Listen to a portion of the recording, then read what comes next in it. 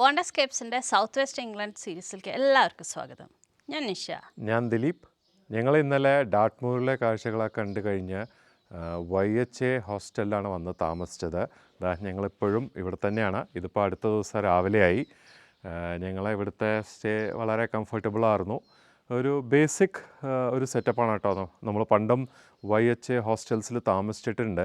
ഡാർട്ട്മൂറിലെ ഒരു കോർണറിൽ തന്നെയാണെന്ന് പറയാം. വലിയ അധികം ആൾക്കാരും ബഹളവുമൊന്നുമില്ല. ഒരു ശാന്ത അന്തരീക്ഷമാണ്, പീസ്ഫുൾ എൻവയൺമെൻറ്റാണ്. പക്ഷികളുടെയൊക്കെയാണ് ഒച്ച മുഴുവൻ കേട്ടത്. എങ്കിലും ഞങ്ങളിപ്പോൾ രാത്രി വന്ന് കടന്നുറങ്ങി, രാവിലെ ബ്രേക്ക്ഫാസ്റ്റ് കഴിച്ചു. ഞങ്ങൾ ഇവിടുന്ന് ഞങ്ങളുടെ ബാഗൊക്കെ പാക്ക് ചെയ്ത് കാറിലേക്ക് വെച്ചു. ഇനിയിപ്പോൾ ഞങ്ങളുടെ അടുത്ത ലൊക്കേഷനിലേക്ക് പോവുകയാണ്. അപ്പോൾ നമ്മളിനി അടുത്തതായി പോകുന്നത് കോൺവാളിലേക്കാണ്. കോൺവാളിലെ കാഴ്ചകൾ കാണാൻ വേണ്ടി ഈ വീഡിയോ തുടർന്നും കണ്ടുകൊണ്ടിരിക്കുക. ചാനൽ ഇതുവരെ സബ്സ്ക്രൈബ് ചെയ്യാതെ തന്നെ കാണുന്ന വെച്ചാൽ ചാനൽ സബ്സ്ക്രൈബ് ചെയ്യുക, അടുത്തുള്ള ബെൽ നോട്ടിഫിക്കേഷനും എനേബിൾ ചെയ്യുക. അപ്പോൾ നമുക്ക് സൗത്ത് വെസ്റ്റ് ഇംഗ്ലണ്ട് എക്സ്പ്ലോർ ചെയ്യാം. Join us.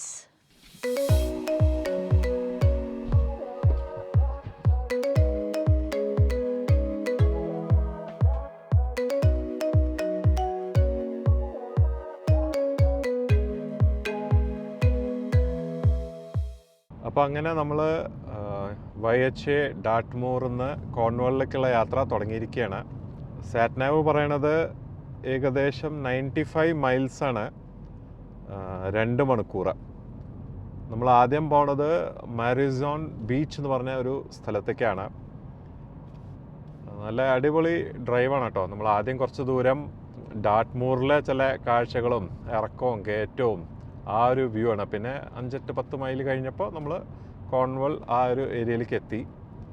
അതിങ്ങനെ ഡ്രൈവ് ചെയ്തുകൊണ്ട് നല്ല സണ്ണി ഡേ തന്നെയാണ്, വലിയ കുഴപ്പമൊന്നുമില്ല. പിന്നെ ഒരു കൺട്രി സൈഡ് ഡ്രൈവ് പോലെയാണ്. മോട്ടോർ വേല ഓടിക്കണ പോലെ ബോറിംഗ് അല്ല. നമുക്ക് നല്ല ഭംഗിയുള്ള കാഴ്ചകളൊക്കെ കണ്ട് ആസ്വദിച്ച് പോവാം.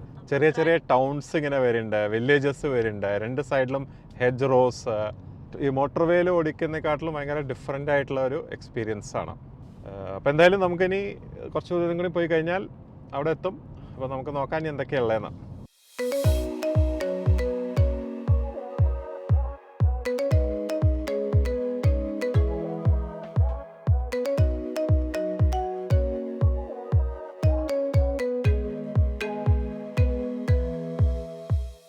അപ്പോൾ അങ്ങനെ മെറാസിയൻ ബീച്ച് കവർ ചെയ്യണം എന്ന് വെച്ചിട്ടാണ് അവിടുന്ന് പുറപ്പെട്ടെ. പക്ഷേ വഴിയിൽ ഭയങ്കര ട്രാഫിക്കായിരുന്നു. അപ്പോൾ അങ്ങനെ ട്രാഫിക് ജാം എന്തൊക്കെ ആയപ്പോൾ ഞങ്ങൾക്ക് മനസ്സിലായി നടക്കാൻ പോകുന്നില്ല. ഒരു 1.5 മണിക്കൂറാണ് പോയി.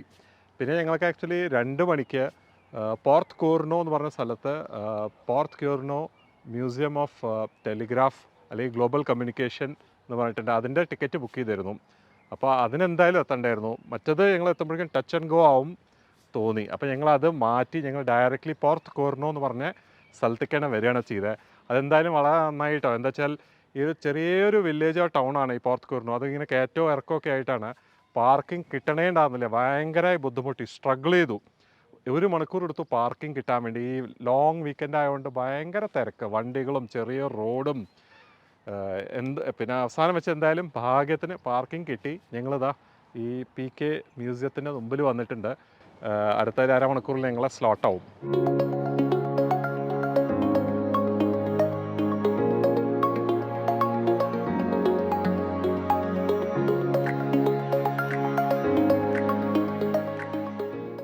നമ്മളിപ്പോൾ ഉള്ളത് പോർത്ത് കോർണോ എന്ന് പറഞ്ഞ സ്ഥലത്ത് മ്യൂസിയം ഓഫ് ഗ്ലോബൽ കമ്മ്യൂണിക്കേഷനിലാണ്.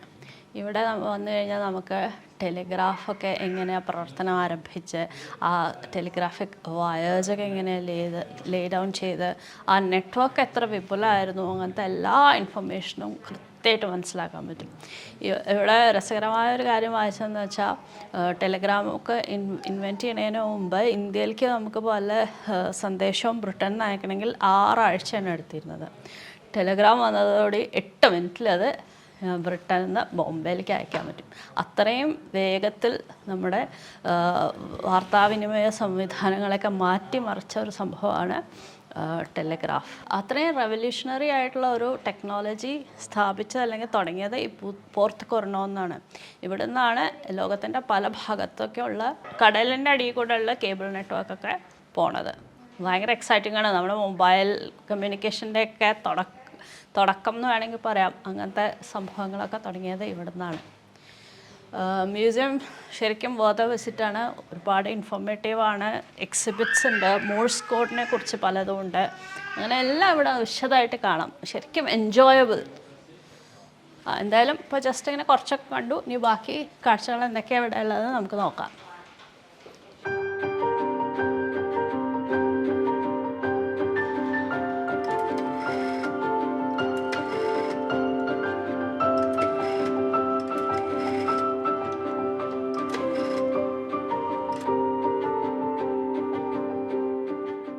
പോർത്ത് പോലുള്ള ചെറിയൊരു സ്ഥലത്ത് ലോകത്തിൻ്റെ പല ഭാഗത്തേക്കുള്ള കേബിൾസ് ലേ ചെയ്തു. 14 കേബിൾസാണ് ഉണ്ടായിരുന്നത്. അപ്പോൾ അത് കാരണമാണ് ഗ്ലോബൽ കമ്മ്യൂണിക്കേഷൻ പോസിബിളായത്. പിന്നെ ഓരോ സ്റ്റേഷൻസിലും അവർ ആൾക്കാരെ വിട്ടിരുന്നു ഇവിടുന്ന് ട്രെയിൻ ചെയ്യിപ്പിച്ചിട്ട് എങ്ങനെ ഇതൊക്കെ ഓപ്പറേറ്റ് ചെയ്യുക എന്നുള്ളത്. ഇവിടെ കോളേജ് ഉണ്ടായിരുന്നു ഈ ഓപ്പറേറ്റേഴ്സിന് ഇത് കൊടുക്കാൻ, ട്രെയിനിങ് കൊടുക്കാൻ. അങ്ങനെ ടെലിഗ്രാഫ് സിസ്റ്റമായിട്ട് ബന്ധപ്പെട്ട പല കാര്യങ്ങളും ഇവിടെ നടക്കുന്നുണ്ട്. പിന്നെ ഇത് ഇവിടെ ഇങ്ങനെ ഷിപ്പിൻ്റെ മോഡൽ വെച്ചിട്ടുണ്ട്, വയർലെസ് ഷിപ്സ്. അത് കൂടെയാണ് പലതും റിലേ ചെയ്യുക. ഇവിടുത്തെ വയർലെസ് സ്റ്റേഷൻസിലൊക്കെ വർക്ക് ചെയ്തിരുന്ന ആൾക്കാരുടെ ലൈഫ് എങ്ങനെയാണ്, അതിനെക്കുറിച്ചൊക്കെ ഉള്ളൊരു ഐഡിയ നമുക്ക് ഇവിടെ കിട്ടും. വളരെ ഇൻട്രസ്റ്റിംഗ് ആയിട്ടുള്ള ഒരു എക്സിബിഷൻ. നിങ്ങൾ പോർത്ത് കൊർണോയിൽ വരികയാണെന്ന് വെച്ചാൽ മിസ് ചെയ്യരുത്, കാരണം it is one of its kind. ഇനി നമുക്കിവിടെ ഒരു വേൾഡ് വാർ 2 ബങ്കർ ഉണ്ട്, അത് കാണാൻ പോവാം.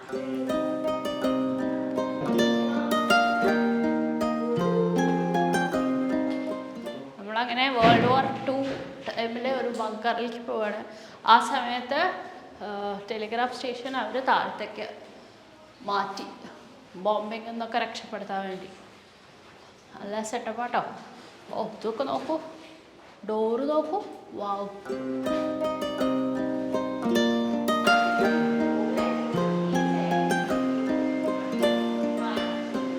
നേരത്തെ പറഞ്ഞല്ലോ, ആ വേൾഡ് വാറിൻ്റെ സമയത്ത് ഓഫീസ് അവിടുന്ന് ഇങ്ങോട്ട് ഷിഫ്റ്റ് ചെയ്തു, വയർലെസ് ഓഫീസ്.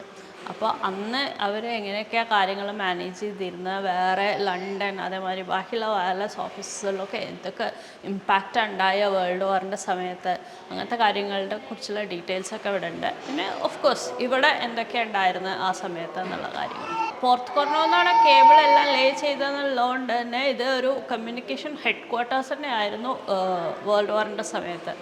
ഒരു സ്ട്രാറ്റജിക് പോയിൻ്റ് തന്നെയാണ്. അലൈഡ് ഫോഴ്സസിനും അതേ വളരെയധികം ഹെൽപ്ഫുള്ളായിരുന്നു ഇവിടുത്തെ ഈ സംവിധാനങ്ങൾ.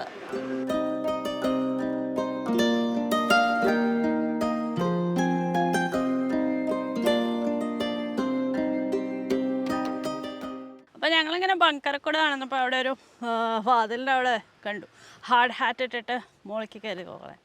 അപ്പോൾ അവിടെ എന്താ വെച്ചാൽ എസ്കേപ്പ് റൂട്ടാണ്. വേൾഡ് വാർ 2ൻ്റെ സമയത്ത് എങ്ങാനും ബോംബിങ്ങൊക്കെ കാരണം എൻട്രൻസ് ബ്ലോക്ക് അയച്ചാൽ അതിൻ്റെ ഉള്ളിൽ ആരും ട്രാപ്ഡ് ആവാതിരിക്കാൻ വേണ്ടി ഒരു എസ്കേപ്പ് റൂട്ട് ബിൽഡ് ചെയ്തതാണ്. അപ്പോൾ നമ്മൾ അതിൻ്റെ മുകളിൽ കൂടെ കയറി ഇങ്ങനെ വന്നു. നല്ല വ്യൂ ആണ്. Even though it is not made for view. ഇതാ ഇവിടെ ഇങ്ങനെ ചില സൈൻ പോസ്റ്റ് ഉണ്ട്. മുംബൈ, ബോംബെ, 4700 മൈൽസ്. അങ്ങനെ നമ്മൾ മ്യൂസിയം ഓഫ് ഗ്ലോബൽ കമ്മ്യൂണിക്കേഷൻ കണ്ടു. അതേമാതിരി വേൾഡ് വാർ 2ൻ്റെ ബങ്കർ കണ്ടു. ആ കാലത്ത് അവർ എന്തൊക്കെയാണ് ഇവിടെ ചെയ്തിരുന്നത് അതിൻ്റെ കാര്യങ്ങളൊക്കെ കണ്ടു. ആകെ മൊത്തം വളരെ ഒരു ഇൻഫോർമേറ്റീവ് ആയിട്ടുള്ള ഒരു വിസിറ്റായി ഇത്. ഇന്നത്തെ കാലത്ത് നമ്മൾ ആക്ച്വലി പറഞ്ഞാൽ ഒരു കമ്മ്യൂണിക്കേഷൻ റെവല്യൂഷനിൽ ജീവിക്കുന്ന ആൾക്കാരാണ്. ഒരു സെക്കൻഡ് കൊണ്ട് നമ്മൾ ലോകത്തിൻ്റെ ഈ ഭാഗത്തു നിന്ന് അങ്ങേ ഭാഗത്തേക്ക് മെസ്സേജ് അയക്കണു, വാട്സാപ്പ് അയക്കണു, കോൾ ചെയ്യണു, എല്ലാം ചെയ്യണു. പക്ഷേ അന്നത്തെ കാലത്ത് ഒരു മെസ്സേജ് ഒരു ലോകത്തിൻ്റെ ഒരു സൈഡിൽ നിന്ന് വേറൊരു സ്ഥലത്തേക്ക് എത്തിക്കണമെങ്കിൽ എത്ര ബുദ്ധിമുട്ടുണ്ടായിരുന്നു, എന്തൊക്കെ ചലഞ്ചസ് ഓവർകം ചെയ്തിട്ടാണ് നമ്മൾ ഇന്നത്തെ ഈ നിലയിൽ എത്തിച്ചേരുന്നത് എന്നുള്ളതിൻ്റെ ഒരു ഐഡിയ നമുക്കത് കിട്ടും. ആ ഒരു പോയിന്റ് ഓഫ് വ്യൂന്ന് ഈ വിസിറ്റ് വളരെയധികം ഐ ഓപ്പണിങ് ആൻഡ് റെവലേഷൻ ആയിരുന്നു എന്നെ സംബന്ധിച്ചിടത്തോളം.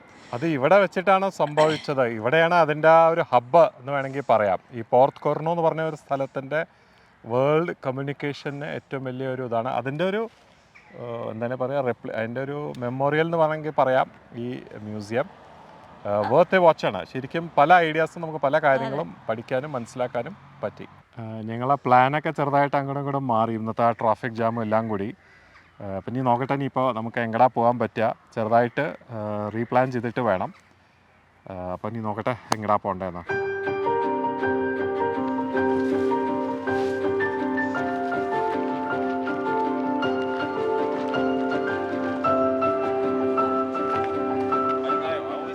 എന്താ പോണോ ബീച്ചിലേക്ക്?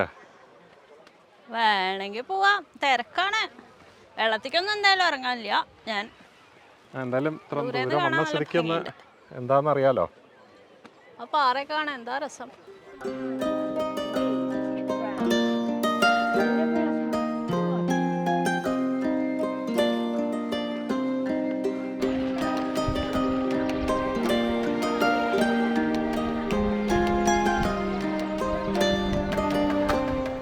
നല്ല അടിപൊളി വെതർ, 21 ഡിഗ്രി, മഴയൊന്നുമില്ല. Long weekend vacation.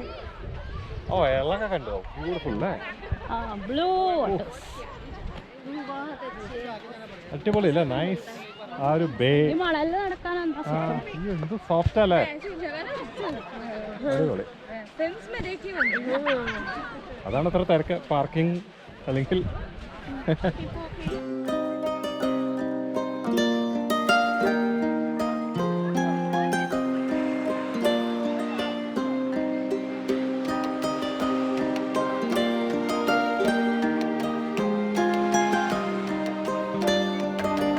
അങ്ങനെ ബീച്ചിൽ വന്നു. ബീച്ച് നല്ല അടിപൊളി മനോഹരമായ ബീച്ച്. നിറച്ച ആൾക്കാരുണ്ട് കേട്ടോ.